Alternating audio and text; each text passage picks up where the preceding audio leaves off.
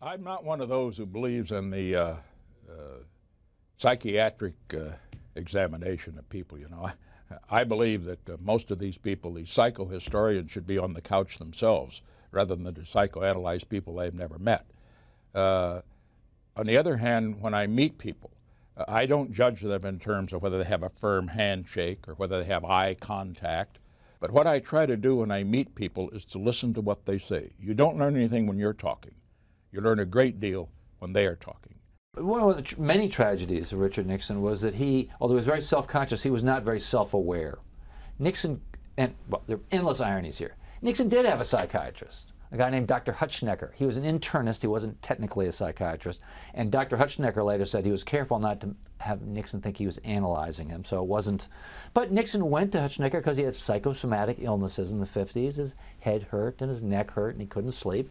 And Hutschnecker gave him some mild therapy. But Nixon even though he went to one, he hated psychiatrists and was always denouncing them.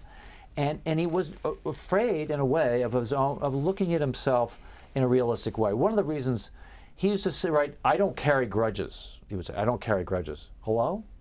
Richard Nixon was one of the great grudge carriers of all time. He could be very unself-reflective, and this hurt him because his lashing out at enemies, of course, is what destroyed him. Evan Thomas, author of Being Nixon, A Man Divided, talks about the victories and defeats and inner turmoil of Richard Nixon, focusing on the personal stories associated with our nation's 37th president. Sunday night at 8 Eastern and Pacific on C-SPAN's Q&A.